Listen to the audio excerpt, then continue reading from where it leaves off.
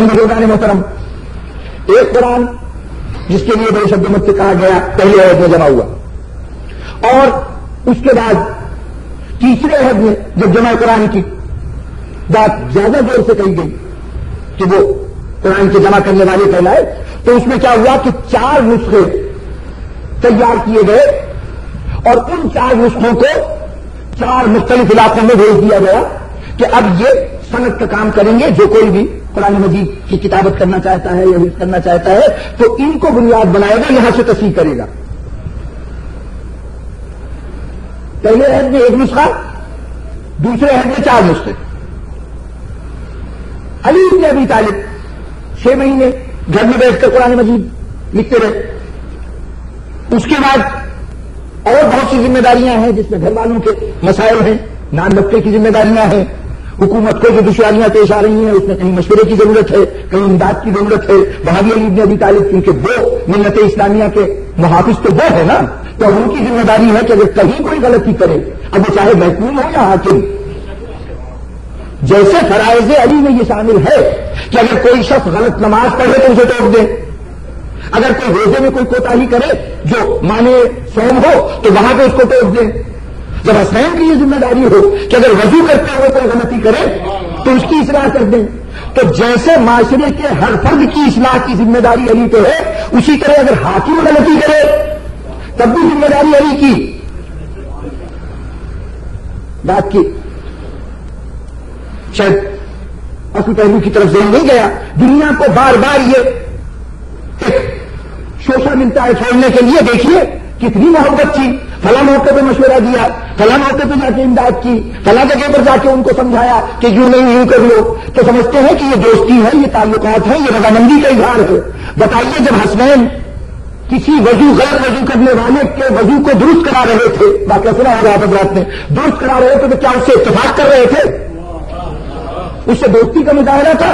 نہیں، یہ فرض کا تقاضا ہے کہ اسلامی معاشرے میں کوئی ہو، ارے آپ کے لیے حاکم بڑا ہوگا،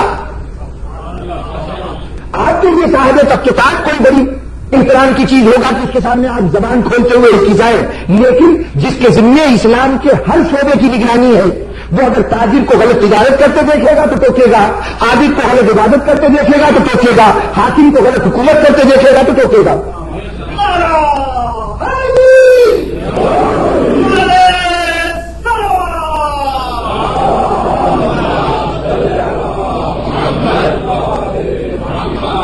تو اس علی نے پھر اس کے بعد اپنا زمانہ خلافت اور اس کے زمانے کی جنگیں اور پھر فسادات اور ہنگامے، یہ سب چیزیں علی کا پورا دور اپنی نگاہوں میں رکھیے۔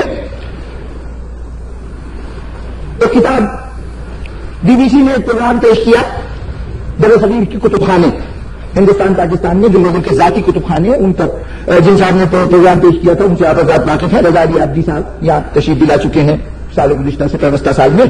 تو انہوں نے اس پروگرام کو، اس میں انہوں نے کیا یہ تھا کہ ہندوستان میں جہاں جہاں اور پاکستان میں جہاں جہاں کتب خانے ہیں، قدیم کتب خانے، ان کا جا کے جائزہ لیا، وہاں پہ کیا کیا کتابیں ہیں اور کیا کیا چیزیں ہیں، اور اس کے بعد انہوں نے وہ ہر علاقے کے کتب خانے کا جائزہ لیتے تھے، اس پروگرام پیش کرتے تھے، اور یہ سارے پروگرام ایک کتابی صورت میں شائع ہوئے، بر صغیر کے کتب خانے۔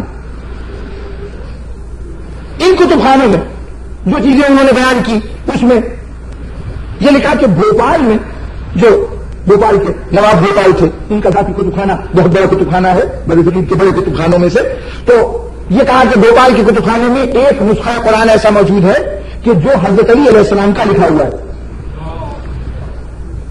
انہوں نے ہی بیان کیا، اور یہ ہم لوگ کے علم میں بھی ہے کہ ہمارے یہاں لاہور میں ایک شالی مسجد ہے، اس میں ایک چھوٹا سا میوزیم بنا ہوا ہے جو کچھ اسلامی تبرکات وہاں پہ رکھے ہوئے ہیں، کچھ اسلحہ ہے جو تاریخی ہستیوں سے متعلق ہے، اسلامی ہستیوں سے، کچھ قرآن مجید کے نسخے ہیں جو ایسی ہستیوں سے وابستہ ہیں۔ وہاں ایک نسخہ موجود ہے جس کی نسبت دی جاتی ہے کہ یہ حضرت علی کا تحریر کردہ نسخہ ہے۔ توپ کاپی ترکی کا ایک بہت بڑا میوزیم، جہاں پر اسلامی عہد کی چونکہ خلافت رہی ہے، وہاں پر اتنا طویل دور رہا ہے تو اسلامی آثار ان کے یہاں بہت زیادہ محفوظ ہے۔ وہاں پر ایک قرآن مجید ایسا بھی رکھا ہوا ہے کہ جس کے لیے یہ روایت ہے کہ یہ حضرت علی علیہ السلام کا تحریر کردہ ہے۔ مشہد مقدس میں امام رضا علیہ السلام کے مزار مقدس کے ساتھ ایک قرآن میوزیم ہے، خدا جب کبھی سعادت عطا کرے تو صرف قرآن ناطق کی زیارت نہ کیجیے گا، قرآن صامت کی اس میوزیم کی بھی زیارت ضرور کیجیے گا۔ وہاں پر بہت سے قرآن مجید قدیم ترین عہد کے جمع ہیں. تو 2 قرآن مجید ایسے ہیں کہ جن کے متعلق یہ لکھا گیا کہ خط کوفی میں قرآن مجید ہے, اور یہ کہا گیا کہ یہ حضرت علی علیہ السلام کی اپنے ہاتھ کے لکھے ہوئے ہیں. بھوپال 1, شاہی قلعہ 2, ٹیپ کاپی 3, 2 مشہد مقدس 5. ایک کتاب 4ویں صدی ہجری میں لکھی گئی, اس کو کہتے ہیں فہرست ابن ندیم. ایک شخص ابن ندیم, اس نے دنیا میں پہلی ببلیوگرافی پر کتاب لکھی, کتابیات پر کتاب, کہ کون کون سی کتابیں کس کس آدمی نے کس کس زمانے میں کس کس موضوع پر لکھی. یہ سمجھیے کہ یہ فن کی ایجاد ہے, اس فن کی ایجاد ہے. اور آج دنیا کے جتنے بھی حضرات ہیں جب کبھی اپنے بزرگوں کی بات کرتے ہیں کہ ہمارے فلاں مصنف نے, میں نے دن تذکرہ کیا تھا کہ امام ابو حنیفہ امام اعظم کی کوئی تصنیف آج ہمارے عہد میں نہیں ہے, لیکن آپ کو ابن ندیم کی کتاب میں مل جائے گی کہ ان کی کون کون سی تصانیف تھیں. اسی طرح سے غزالی نے کون کون سی کتابیں لکھی, رازی نے, جو اس عہد میں شخصیتیں گزر چکی تھیں ان سب کی کتابوں کی فہرست ہے ہر موضوع پر.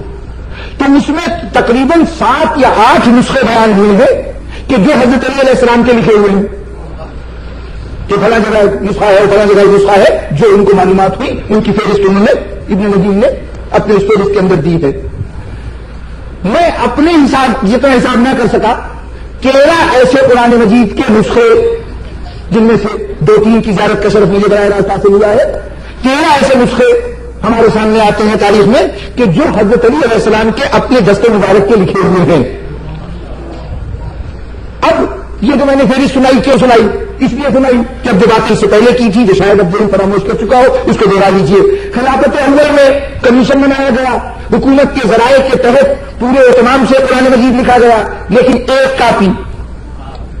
اس کے بعد اب بہت سی فتوحات ہو گئی ہیں, مال و دولت میں اضافہ ہو چکا ہے, مال غنیمت بہت آ چکا ہے, حکومت اب بہت امیر ہو چکی ہے. اس عمارت کے سارے وسائل کو بروئے کار لا کر زیادہ بڑا کمیشن بنا اور تمام حکومتی وسائل استعمال ہوئے تو 4 نسخے تیار ہوئے جو دنیا کے مختلف شہروں میں تقسیم کر دیے گئے کہ یہ صنعت کا کام کریں گے اور ان سے آئندہ نسخے نقل ہوں گے.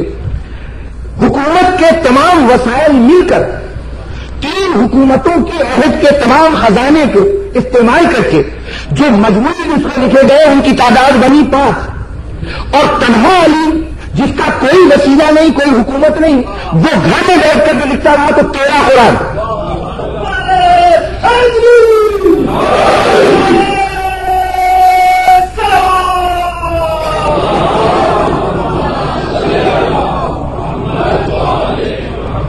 تو اب کم از کم اگر آج دنیا یہ فیصلہ کرنا چاہتی ہے کہ قرآن کی نشر و اشاعت, ظاہر ہے کہ بعد رسول جمع قرآن نہیں ہوا, نشر و اشاعت ہوئی ہے, پبلشنگ قرآن مجید کی کافی نقول تیار ہوئی ہیں.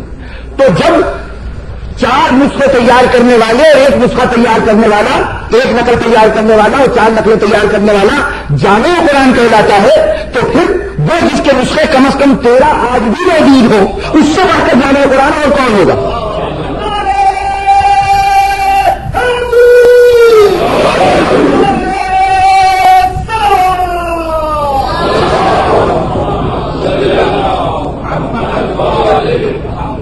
اب بزرگان محترم, جو میں نے تقریر کا روزانہ وقت رکھا تھا وہ ختم ہو گیا. اگر آپ کی ذہن گھڑی کی طرف نہیں ہے تو میری تو نگاہ بالکل سامنے مجھے دھمکاتی رہتی ہے گھڑی ہر وقت. اگر کہیے تو یہیں تو گفتگو سمجھی جا سکتی.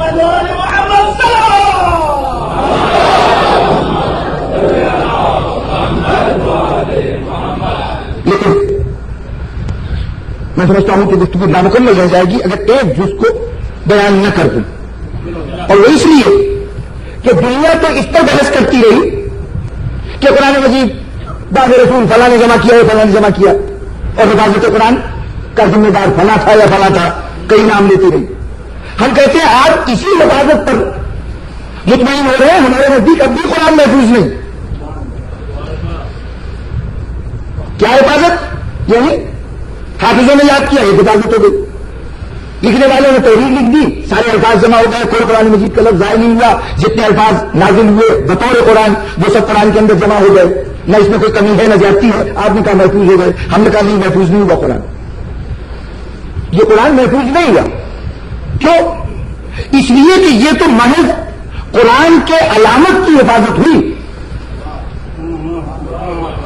یاد ہے نا وہ گفتگو کیس کیا تھا کہ یہ جو حروف ہوتے ہیں یہ تو علامت ہے، ایک علامتی اظہار ہے قرآن مجید کا، چاہے زبان سے ادا ہو اور چاہے لکھا ہوا ہو۔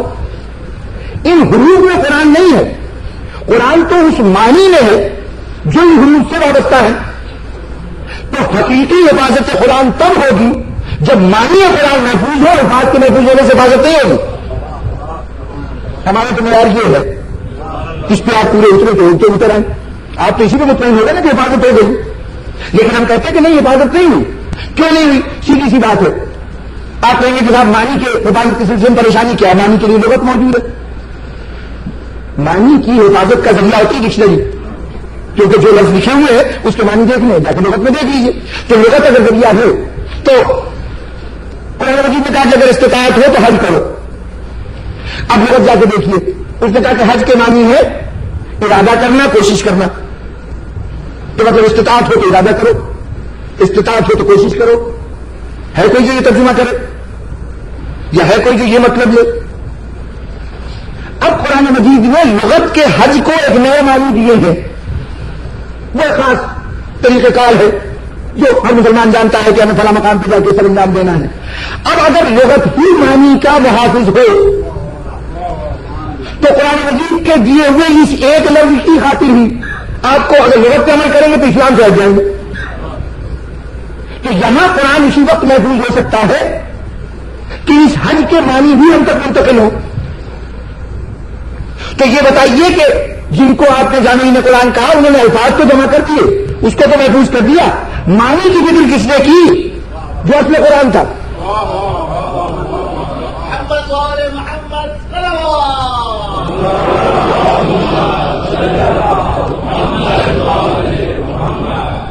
تو اب تک ہماری گفتگو ہوتی رہی اس محفوظے پر، تو کسی قول کو کسی بات کو محفوظ کرنے کی دو صورتیں ہوتی ہیں کہ یا وہ ذہن میں محفوظ کر لیا جائے، یاد کر لیا جائے، زبان سے ادا کر دیا جائے، اور یا اس کو تحریر کر لیا جائے، یہ دو صورتیں ہوتی ہیں۔ لیکن یہ پرانے زمانے کی بات ہے، آج کے زمانے میں یہ دو صورتیں نہیں رہی۔ اب اس وقت جو کچھ میں کہہ رہا ہوں آپ ایسا سن رہے ہیں، ذہن میں جس حد تک محفوظ ہو جائے گا رہ جائے گا۔ اس وقت اس کو لکھا تو نہیں جا سکتا، لیکن لکھنے کی ضرورت ہی نہیں ہے، اس لیے کہ آپ کے پاس ایک ذریعہ اور ہے، اور وہ یہاں مجاہد صاحب نے لگا رکھا ہے کہ جو کچھ کہہ رہا ہوں وہ جس لفظ میں کہہ رہا ہوں اسی طریقے سے وہ محفوظ ہوتا جا رہا ہے۔ اب یہ طریقہ ہو گیا آواز کو محفوظ کرنے کا۔ اچھا، اب آواز محفوظ ہو جانے سے لہجہ تو چلا گیا، لیکن یہ جو میں گفتگو کے دوران اشارے کر رہا ہوں یہ اشارے بیمانی نہیں ہوتے، یہ بھی گفتگو کو واضح کرنے کا ذریعہ ہوتے ہیں۔ ارے کہا تھا انکن تو مولا ہو فہذا علی مولا، تو فہذا کے وقت جو اشارہ تھا، اگر وہ اشارہ ہم تک نہ پہنچے، جملہ پہنچ جائے، لہجہ بھی پہنچ جائے، تو کیا معنی پہنچ گئے؟ معنی کے لیے دیکھنا پڑے گا ان کی گئی کدھر تھی، جدھر گئی تھی وہاں بیٹھا کون تھا۔ تو آج کے نے کہا کہ نہیں اس کا بھی علاج ہے، اور انہوں نے کہا کہ صرف یہ آواز ریکارڈ نہ ہو بلکہ جو کچھ کہنے والا کہہ رہا ہے جس انداز سے کہہ رہا ہے اس کی تصویر بھی حرکت کرتی ہوئی ریکارڈ ہو جائے، ویڈیو کیسے تیار ہوگی۔ اب 1400 سال پہلے یہ سب تو تھا نہیں، ورنہ تو حضور قرآن مجید سناتے جاتے، ویڈیو تیار کر لی جاتی، آج ہمیں بڑے اطمینان سے قرآن مجید اس کا لہجہ اس کا انداز سب چیز سامنے مل جاتی۔ کاش اس وقت کے لوگوں کو یہ ایجاد معلوم ہوتی، لیکن یہ تو میں کہہ رہا ہوں کہ کاش ان کو معلوم ہوتی۔ جو انسان کو بنا رہا تھا اور قیامت تک کے ہر لمحے سے واقف تھا، وہ تو جانتا تھا کہ انسان کل کیا ایجاد کرے گا، اس نے کہا تم بعد میں ایجاد کرو گے، ہم پہلے ایجاد کر دیتے ہیں۔ رسول نے پورے قرآن کے احکامات کے لیے ایک ویڈیو فلم تیار کی،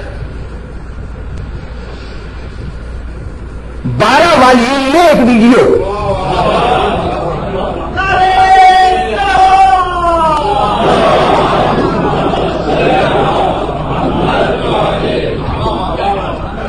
جب یہاں سے دیکھتے جاؤ، معنی ان کو دیکھ کے سمجھتے جاؤ، وہ اپنے عمل سے بتاتے جائیں گے کس وقت کیا معنی، کس آیت کا کیا مفہوم۔ ان کے اشارے بھی دیکھ لینا، ان کے عمل کو بھی دیکھ لینا، اور یہ نہ سمجھنا کہ یہ ان کے اشارے ہوں گے۔ وہ جتنے ہیں، پہلا بھی محمد ہے، اوسط بھی محمد ہے، آخری بھی محمد ہے۔